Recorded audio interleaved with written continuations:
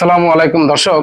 আন্তর্জাতিক অপরাধ ট্রাইব্যুনালে আওয়ামী লীগের বিচার কার্য সম্পন্ন না হওয়া পর্যন্ত আওয়ামী লীগের সমস্ত রাজনৈতিক কর্মকাণ্ড নিষিদ্ধ ঘোষণা করে গত 12 মে অন্তর্বর্তীকালীন সরকার একটি প্রজ্ঞাপন জারি করে।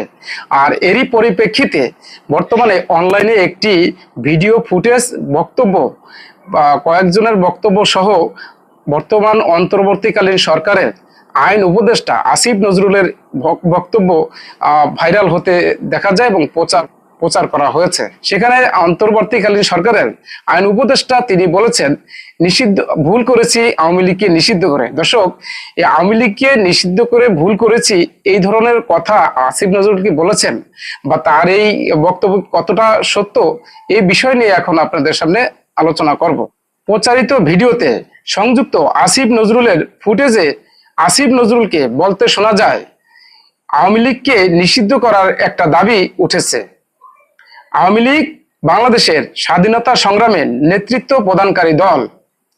ব্যক্তিগতভাবে আমি মনে করি কোনো রাজনৈতিক দলকে নিষিদ্ধ করার পক্ষে আমি নই।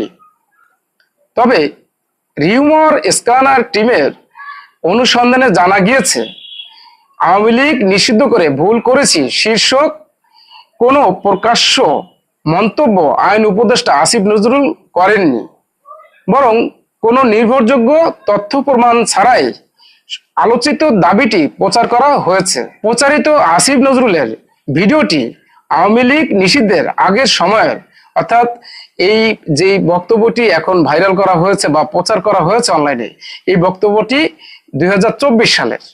এটি বর্তমানে যে 12 মে আওয়ামী লীগের সমস্ত কার্যক্রম নিষিদ্ধ করা হলো, এর পরের ভিডিওটি এটি না, এটি 2025 সালের না, এটি 2024 সালে আসিফ নজরুল তিনি এমন একটি বক্তব্য দিয়েছিলেন, তবে এর সাথে আরো কিছু যুক্ত করেছিলেন।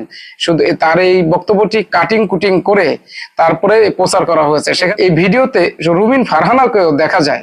দর্শক, এই ভিডিওটি সত্য নয় এবং কিছু লোক আছে যারা দুই শ্রেণীর লোক আছে। এক শ্রেণীর লোক তারা একটা দলকে প্রমোট করে থাকেন, বিভিন্ন রাজনৈতিক নেতাদের বক্তব্য কাটিং কুটিং করে তারপরে ছেড়ে দেন এবং দলকে প্রমোট করে থাকেন। আবার কিছু শ্রেণীর লোক আছে তারা ফেসবুক বলেন বা ইউটিউব বলেন, তাদের ভিউ ব্যবসা বাড়ানোর জন্য এক একজনের বক্তব্য কাটিং কুটিং করে তারপরে ছেড়ে দিয়ে থাকেন। দুই শ্রেণীর লোকে এই ধরনের কার্যকলাপ করে থাকেন। তবে এই ক্ষেত্রে যেটা মনে হয়েছে, এটি কোন এক রাজনৈতিক গোষ্ঠীর পক্ষ থেকে করা হয়েছে এবং এটি একটা দলকে প্রমোট করার জন্য এই কাজটি ঘটানো হয়েছে। দর্শক, সবাই ভালো থাকবেন। আসসালামু আলাইকুম।